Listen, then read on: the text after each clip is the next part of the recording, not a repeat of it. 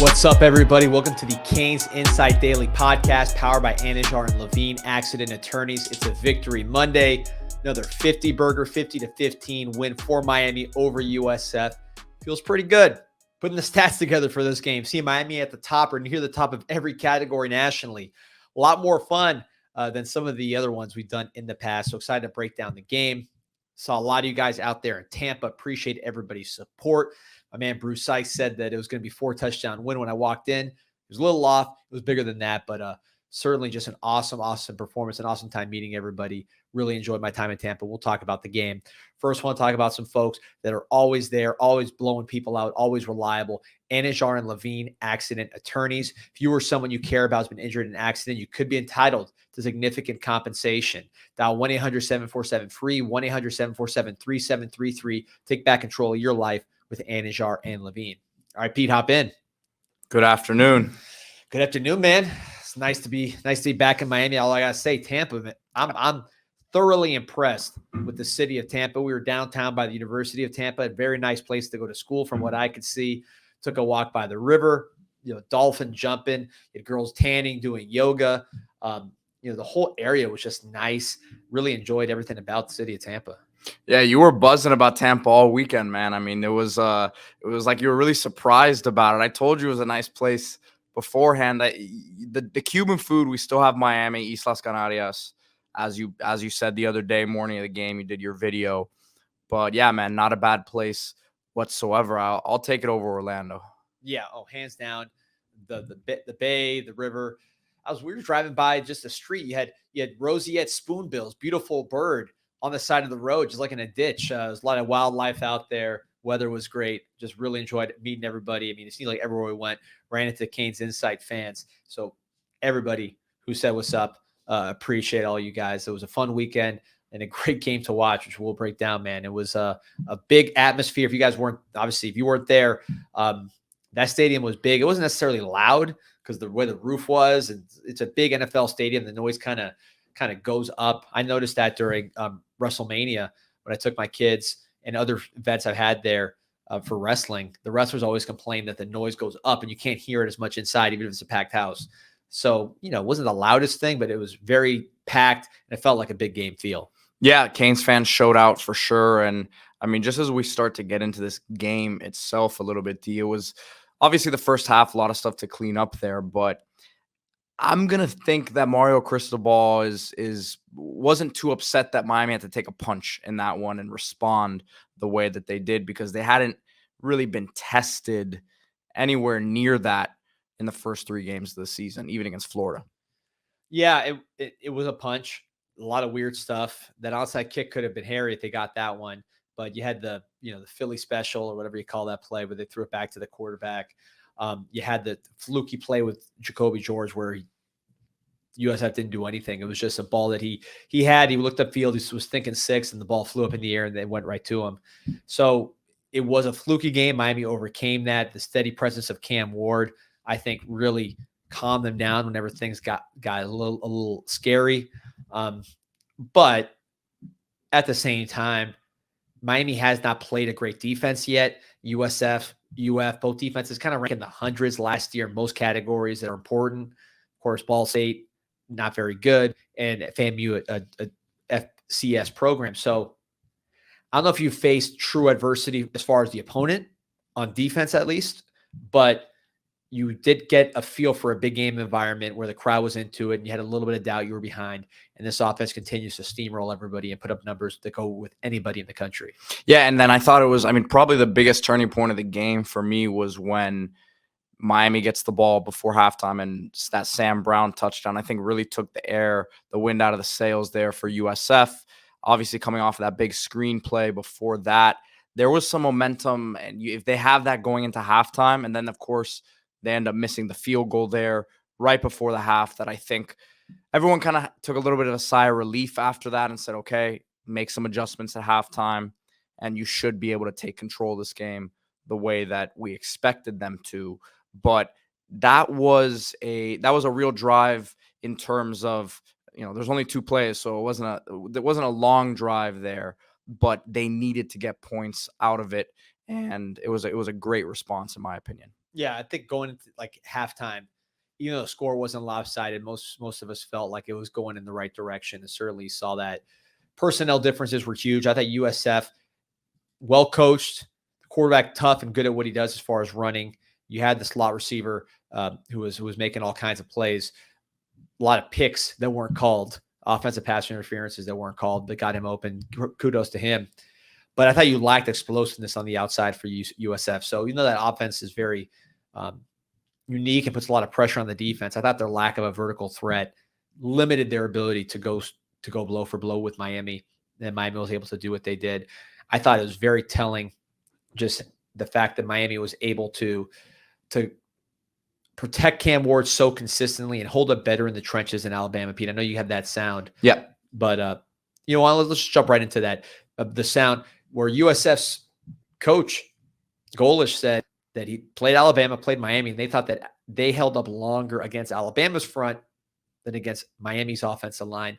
Obviously, you saw that pay off with the big touchdown run by Jordan Lyle, similar to Ball State. Beat down, and then A.J. Allen busted late. That's what happens when you have this powerful physical running game and the depth at the position. So, Pete, go ahead and play that clip from Coach Golish.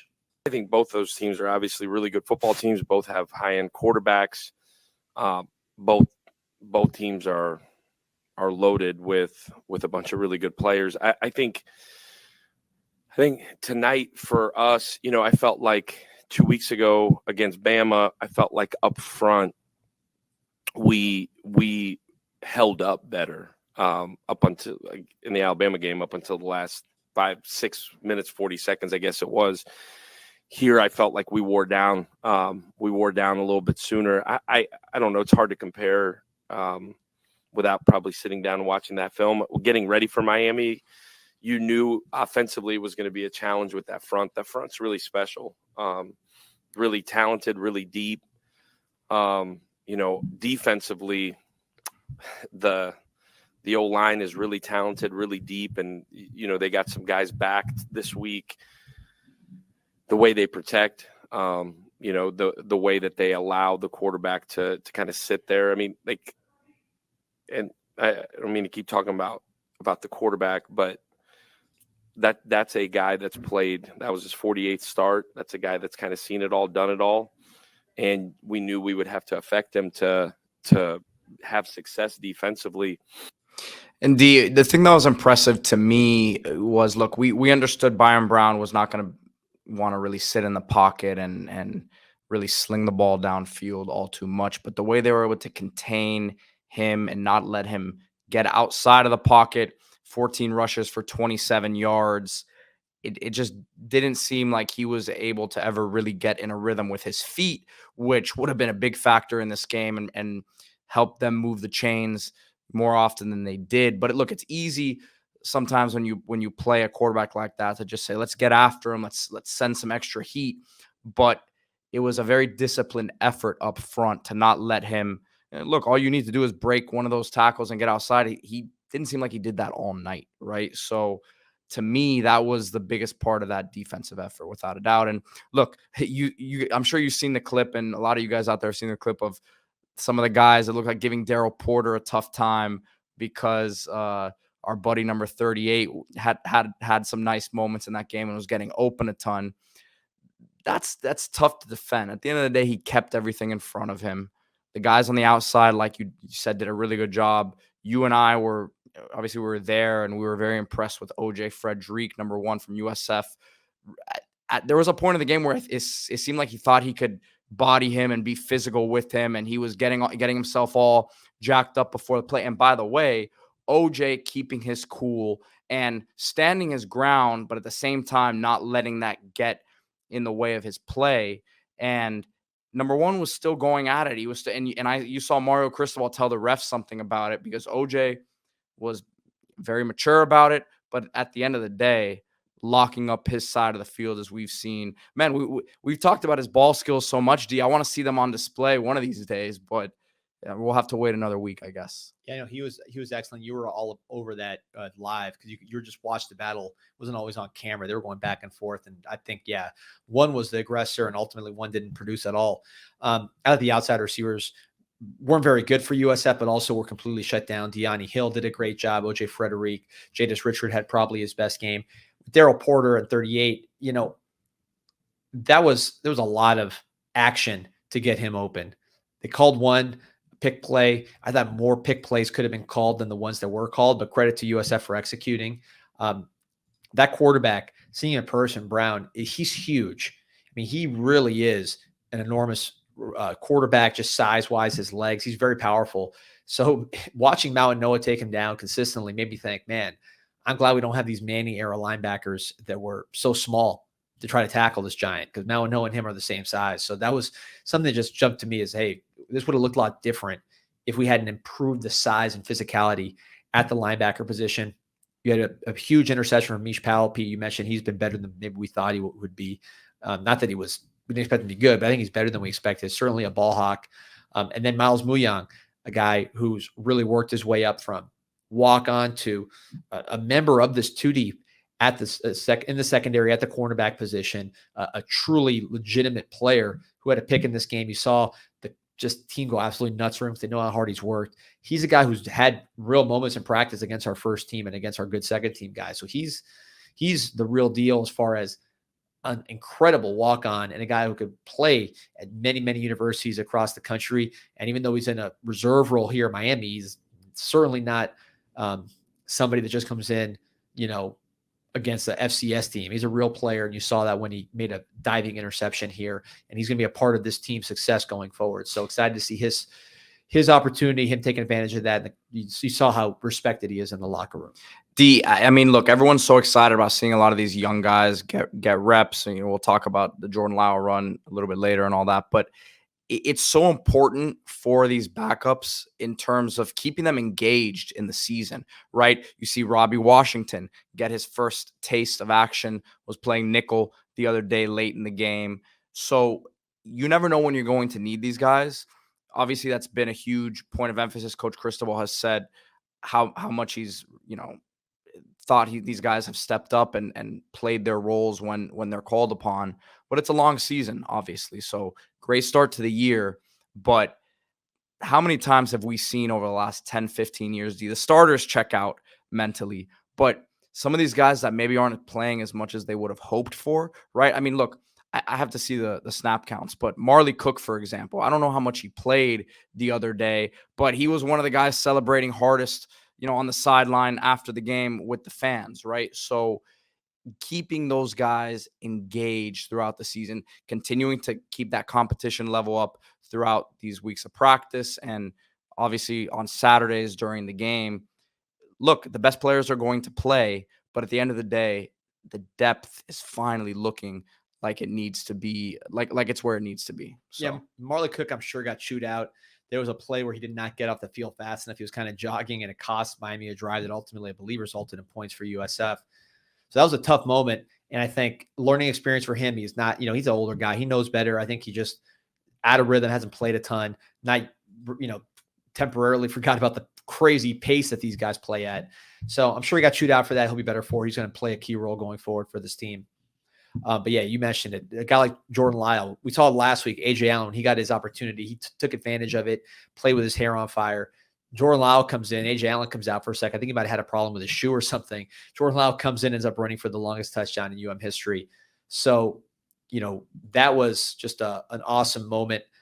Showed more speed than I think we all expected. Jordan Lyle, someone we've talked about on the CanesInSight podcast repeatedly as someone that the two names that when they showed up, Miami fans or Miami coaches said, these guys are going to play early.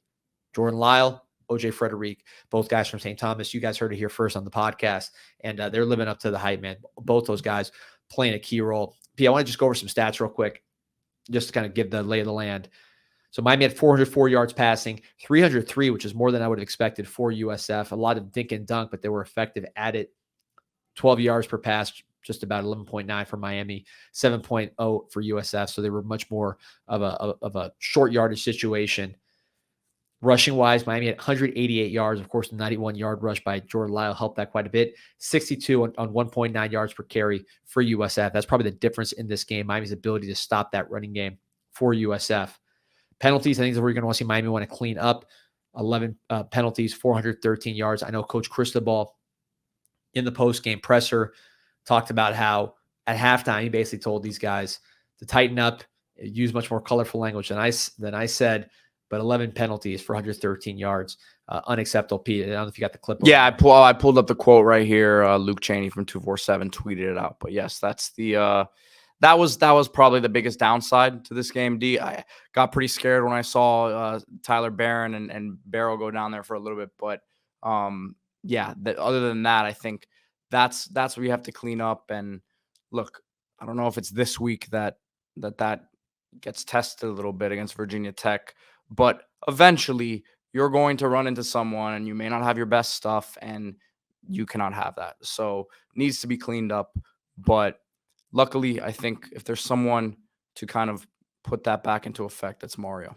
Yeah, basically, for those listening on the audio, he said, "Stop the BS." Yeah. So some stats nationally, and I use TeamRankings.com, which takes away the FCS games for everybody. Only looks at the FBS games. So basically, a 3-game sample size for Miami and most teams in the country: USF, UF, and then Ball State.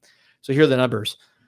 Offense, 51 points per game, second in the nation to Ohio State. Yards per play, my favorite stat when it comes to offense, 9.2 yards per play, first in the nation by a mile. Next Power 4 team is Ole Miss with 8.5. That's a huge stat for Miami. Extremely efficient offense through 3 games at the FBS level. 6.2 yards per rush, which is 8th. Of course, the big runs play a part in that. We'll talk about the running game here. That's been a hot topic. But 6.2 yards per rush, 8th in the country. Very good number. 191.7 rushing yards per game, 35th. There's been a very pass-oriented offense as far as the split between run and pass. You have 432 passing yards a game, first in the country. When was the last time Miami was first in the country in passing yards? 0.90 sack percentage, 9th in the country. So they're protecting Cam Ward, as you've seen. 11.8 yards per attempt, 5th in the nation. On the defensive end, 10.7 points allowed, 9th in the country. 3.9 yards per play allowed, 10th in the country. Opponent's third down, 23%, 9th in the country. Rushing yards, a huge emphasis for this team. You're talking about opposing rushing yards per game, 2.6, which is, I believe, 6th in the country. 69 rushing yards per game, 8th in the country. I mean, you go down the line. Miami is elite right now, statistically through 3 games. But again, UF is not good this year. Their defense is one of the worst in the country last year. Probably will be this year. USF, same thing. Ranked in the hundreds in most categories last year. And then Ball State was terrible. So opponents haven't been there, but Miami's doing what they're supposed to do against these poor opponents and dominating. Yeah, it's been really interesting, D, to see offensively. And it's funny because we did the show before the season that basically said that a lot of the talk about Mario Cristobal being run first, run heavy, wasn't necessarily the case. If you looked at some of the numbers, there was a lot of stuff that said he was willing to throw the ball a lot more than people realized, and it wasn't caveman football, so to speak.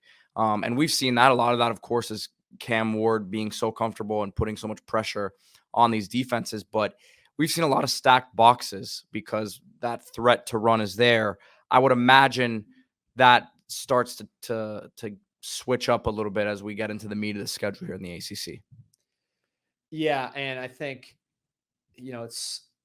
this team is going to be defined so much by its success running the football. I think the passing game is going to be tremendous.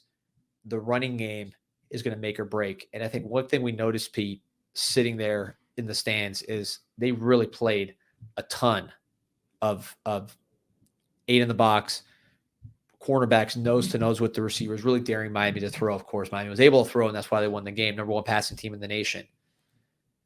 It's going to be interesting to see when a team dares Miami to run, if Miami's able to run effectively. This game, you saw tight splits, sort of vanilla running game, not a ton of variation in what they're doing up front with their running plays, but they pounded. Martinez effective in the red zone, not as effective from a yards per carry standpoint, but ultimately did break through with the big Jordan Lyle run, similar last year with A.J. Allen having the big run, last week. So this is still an effective running game statistically over the course of games when you look at the stats I just read. And it's certainly wearing down opponents. You heard Golish's quote and you saw the long run there with Jordan Lyle towards the end of the game. But when opponents say Miami's not going to beat us throwing the ball, number 1 quarterback in the country, number 1 passing offense in the country, we're not going to let them beat us throwing. We're going to park 2 safeties deep. We're going to dare them to run. is Miami going to be able to run the ball against better defenses than what we've seen here today? Well, and it's interesting because Shannon Dawson had a quote earlier in the year, and he was asked about what his idea of balance is. And essentially, he said, look, balance is not going 50-50, run pass. It's being able to take what the defense is giving you. The defense is going to have to take something away every play, right? So early in the season, they've stacked these boxes, tried to get some pressure on Ward, and he's picked them apart. Now let's see when it gets to be flipped a little bit here. You'd have to imagine one of these teams Miami plays now coming up is going to try to force Miami to run the ball. And look, that might be death by 1,000 cuts as well. But some of these teams might prefer that than just having Cam Ward throw it all over the field on them. And I'm not sure that's going to be this week either, because Virginia Tech's run defense is horrible. They're much better rushing the passer, one of the better pass rushing teams in the ACC, very good corners as well. So Virginia Tech has, we'll dig deep into Virginia Tech, but those are two strengths for Virginia Tech. Run defense is not a strength, so I could see Virginia Tech playing Miami the same way. 8 in the box, Darius to throw.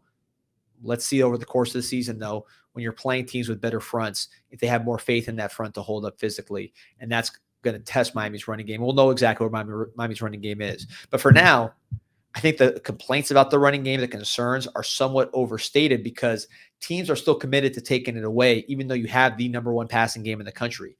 So if you have the number one passing game in the country and teams are still respecting your run game, that's a very good sign. Also, you are seeing the physical effects against really all of these teams. They've all broken down in the third and fourth quarters, whether it was FAMU, whether it was Ball State, whether it was Florida, certainly USF. They all wore down eventually. Is that going to continue against better teams? We'll see. But so far, I think the running game is doing its job. The offense is absolutely electric. When teams adjust, that's when we're going to see what this running back room is capable of. And I'm excited to see it. So should we get to the Beacon Adjusters Player of the Game, D? Let's do it. All right, go for it. So this week's Beacon Adjusters Player of the Game, we predicted Sam Brown. He had a big catch. But to me, the player of the game is someone we've talked about all off season. If you listen to the CanesInSight podcast, the first day of spring, we highlighted this guy, and it is Isaiah Horton as the Beacon Adjusters Player of the Game. Let me just run through the spot real quick. Pete, pull him up. Yep. Was your home or business damaged due to the recent hurricane? Did your insurance deny your claim or not pay enough to make repairs? If yes to either of these questions, you need to contact Beacon Adjustors Group. Beacon Adjustors Group experts can help you get your insurance claim settled and make sure you get fully paid. They don't get paid until you do. 954-466-4224 or info@Beacon Adjusters. We lead in your time of need. Been a lot of storms. There's maybe a storm on the way for the Virginia Tech game. So please, it's not just hurricanes. If some rain and some wind does damage to your home and the insurance company doesn't treat you the right way, Beacon Adjusters Group right there. They're great partners. Hurricanes prominently involved in that organization. Now, Beacon Adjusters Play of the Game, the beacon of the game, let's say, Isaiah Horton. First podcast of spring. I came back from practice and I said, number 2 looks like a completely different human being. The size, there's the way he carried himself. He looked like a pro. The comparison I make for him, maybe it's the number 2, is KJ Osborne, just because he does everything with such urgency. He plays so hard. He works so hard in his body. He's physical after the catch. He can catch the ball with his hands. He runs good routes. He has good releases. He's constantly getting better. He's fast. Not a speedster 4.3, but he's definitely not slow. He can run. He can beat you deep. We haven't seen that this year. We saw it last year against Texas A&M. I saw it a lot in practice. He was a complete receiver, an emerging receiver, one of my favorite guys on the team. And I just played the clip there from the cinematic recap, D. And something I like about those cinematic recaps is, like, you can see a lot of the body language on the sidelines when guys come off the sideline and all that. And you can tell he's a guy who's all about his business, extremely hard worker, like you've mentioned before, has continued to take those leaps. And he scores a touchdown, comes to the sidelines, and he's not dancing around. He's not your typical wide receiver that you would expect to be a diva and all that. He's ready to get back to work, and he knows how to use his body, man. Look, is he a 4.3 guy, a low 4.4 guy? I don't think so, but he can move for his size.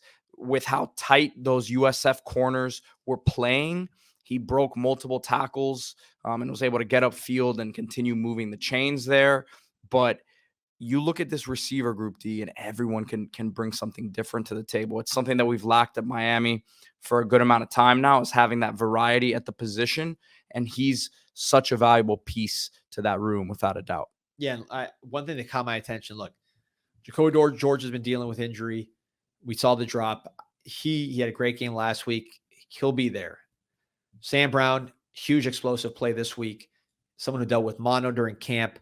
So, mono or strep. He had a serious sick illness during camp. Here you see the cover 2 hole shot from Cam Ward. Boom, to Sam Brown. A pivotal play in the game. You saw the athleticism from Sam Brown. These guys are going to play a big role. However, I will say, when Jacoby George dropped that pass and it got intercepted, Cam Ward rallied the troops. The 3 guys that were around him the entire time, I was right there watching him right by the bench. Cam Ward, surrounded by Xavier Restrepo, Isaiah Horton, and Elijah Arroyo.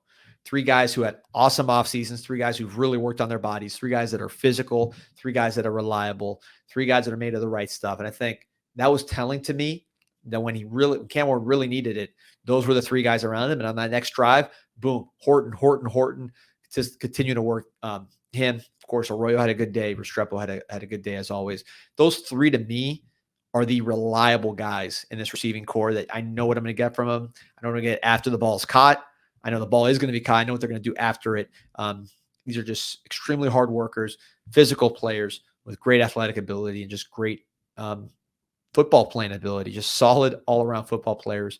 Horton's he's younger than the other 2, so he has more to gain, but I think he's heading in that direction to be a Restrepo type, an Arroyo type, as someone that you really, really know what you're going to get every single performance. Yeah, real building block. And I can't play the clip here because I don't want to get hit with the copyright, but you had tweeted a video from Elijah Lofton's, a 10, 15 yard reception he made. And Restrepo blocked multiple guys on the play. Sam Brown has had his ups and downs, D. Obviously had the big play, but he's been an extremely willing blocker. I forget which play it was, but I was watching on the replay, and he had a really nice block. Maybe it was on the A.J. Allen. Yeah, it was. It was on the A.J. Allen play. So, look, he's not the biggest guy in the world. He's a little skinny, but he's playing with some physicality as a blocker. Let's give some credit to Kevin Beard, man, because he was a guy who now in his second stint at Miami, there were questions about him and his coaching ability the first time around. Was he ready for that spot? And man, has he come down here, and these guys have gotten better. Credit to the players as well. But really impressed with that group, how they're coming along as a whole. Yeah, I think Jacoby George on one of these plays knocked somebody out as well. Mm-hmm. One of the bigger plays. So everybody's blocking, a lot of unselfishness on the team. And that's what you want to see from a team that has big aspirations. You used to see Alabama play like that when they were winning. It wasn't just talent. They were doing little things like that on the perimeter. So that was very nice to see.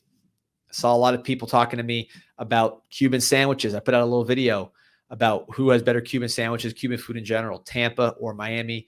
The resounding answer from the fans was Miami. A lot of those folks posted pictures from Islas Canarias, the #1 Cuban spot in Miami at the Dayland Dining Pavilion, a.k.a. the food court, just taking that place over. I think they started this month, and they're already taking the place over. They're already the most popular spot in the pavilion. Of course, the restaurant down in Southwest Miami, community staple for 40 years, place I used to go after high school down at Belen Jesuit, just an unbelievable spot. Anthony Bourdain went there when he came to Miami to see the real deal. He went to Islas Canarias. And by the way, we got merch now, as you see on the video, Croqueta County t-shirts, the ones I'm always wearing. Got them in all different kind of colors, croquetacounty.com for the merch. All right, so switching gears. Peter, who's a player that stood out to you that you wanted to highlight that really dominated the game on the defensive end of the ball? Well, there's a couple of guys I want to mention. Simeon Barrow has been unbelievable to me, and I thought he was going to be a really good player here, but I think he's flashing more NFL upside than maybe I would have thought beforehand. I've seen him recently walking around in street clothes, and he's got some size to him, man. He's not the tallest guy in the world, but he's sturdy. He's got obviously he has those quicks. The way he's using his hands with some violence has been impressive, but his ability to penetrate and get upfield has been a lot for these interior linemen to to handle. Another guy that stood out to me on multiple reps was Deani Hill. I think he's was a forgotten guy. We didn't hear his name much during camp. I know he was banged up a little bit, but he played a little bit in the Florida game. And I think these last couple of weeks has been able to really get comfortable, but he had a couple really good reps against USF the other day. Of course, corner position without Damari Brown right now, that is, one where they could use more guys to continue to step up at, to have that depth, and was very impressed with what I saw from him. This guy didn't dominate, but he flashed to me, was Raul Aguirre. He did miss one tackle. It was like back-to-back plays where you and I looked at each other and we said he made a really nice play. And then the next play he got in the backfield, missed the initial tackle on Byron Brown. But he flashed, man. He has that ability to move at the position that we've wanted there for a long time. Obviously, Kiko Mauanoa is his last year at Miami, so you're going to need someone to step up in that linebacker spot next year. But he's coming along, man. Really, really impressed by him. Yeah, I was going to mention Popo Aguirre. By the way, he's been to Islas Canarias, I guarantee, Cuban linebacker. But one name I wanted to highlight, Markel Bell at left tackle. I think he's getting better and better every game. These have been huge games, snaps for his development. I think he's coming along very fast. The size is obvious. I think he's very athletic. You've seen athleticism from him. His hands need to get better. He just needs to get more experience and technique. But you can't teach size. You can't teach athleticism. And I don't think you can teach the IQ he has. This is someone Miami coaches trust and trust it very quickly. You're not going to mess around when you have Cam Ward at quarterback.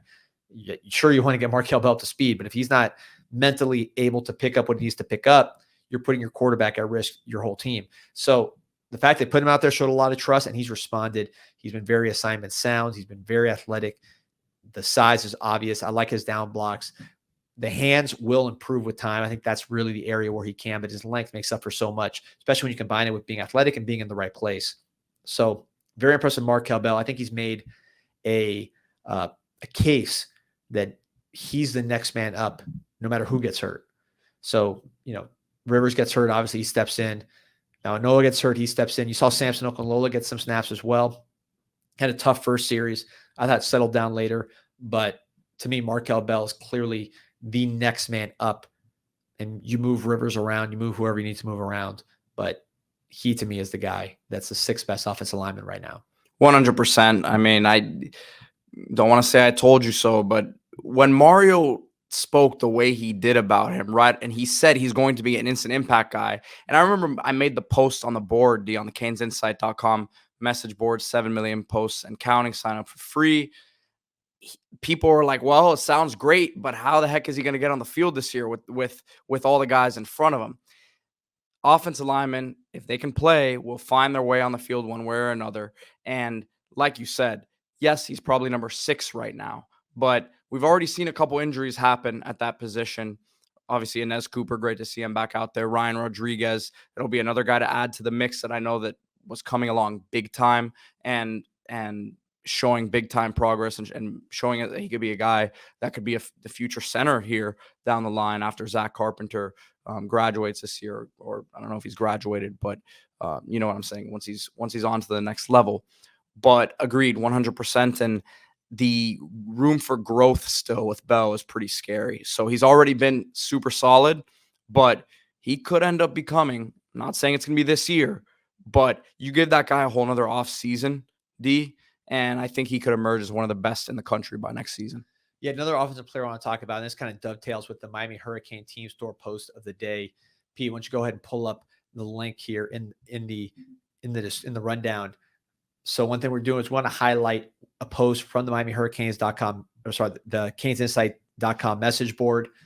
7 million posts and counting, like Pete says. Sorry, I'm still dealing with the weekend fatigue. It was a long weekend. Woke up that morning, drove down to see my son win his Little League game. So shout out to the Marlins.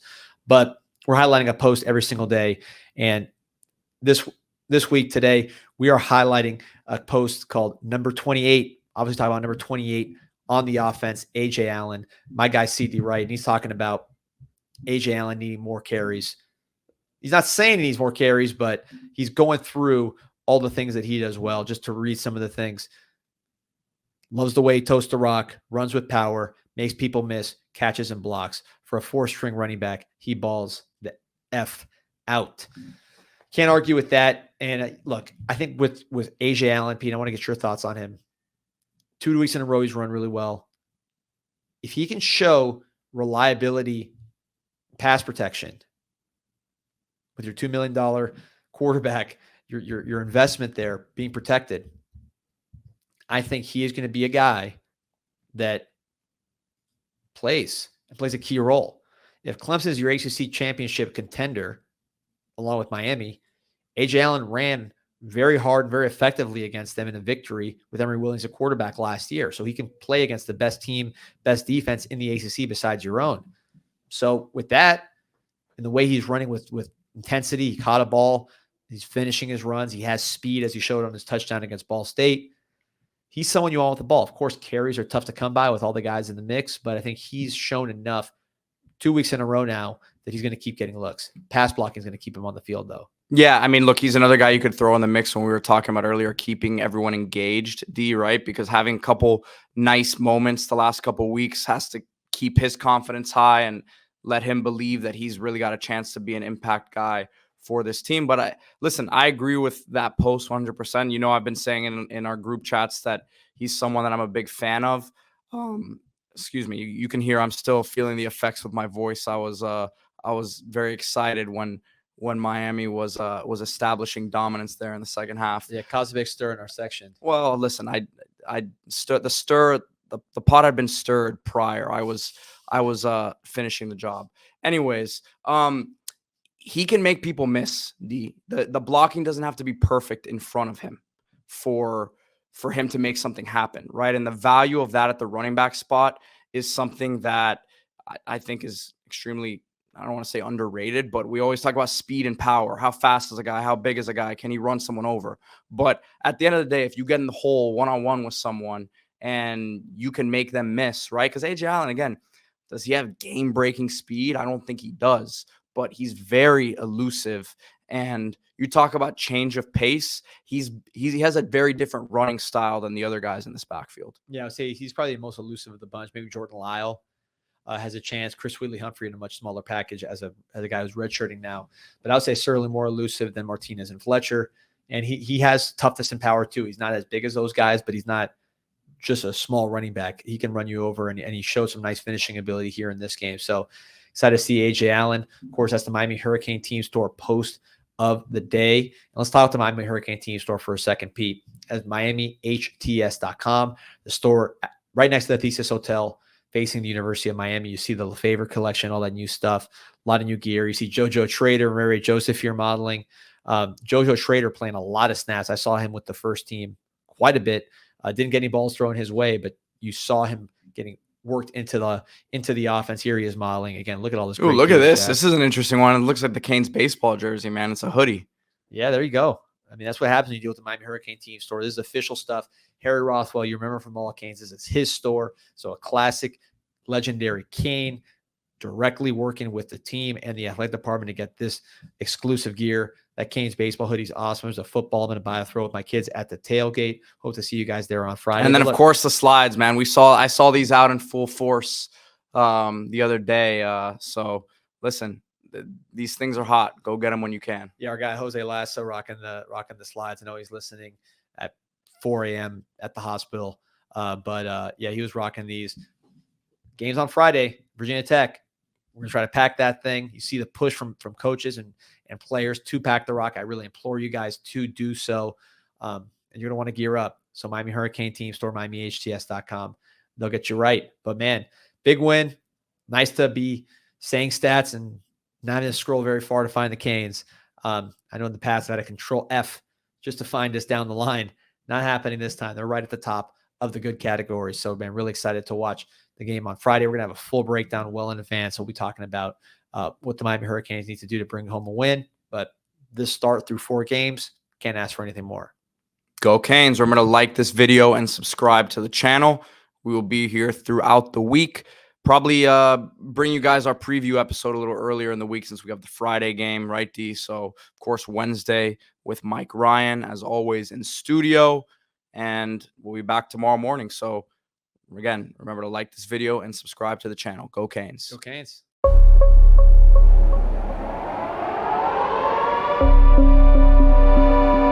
Yeah, this an insight to the Canes, and you know we ain't playing no games. Joaquin said dominate, so that's what we do. Home of the legends and 7th floor crew, down in Miami where hurricanes brew. You here for the rumors, we bring you the news, cause it's all about the you, and nobody do it like CanesInSight. Nobody do it like CanesInSight. Nobody do it like CanesInSight. Nobody do it like CanesInSight. It's CanesInSight.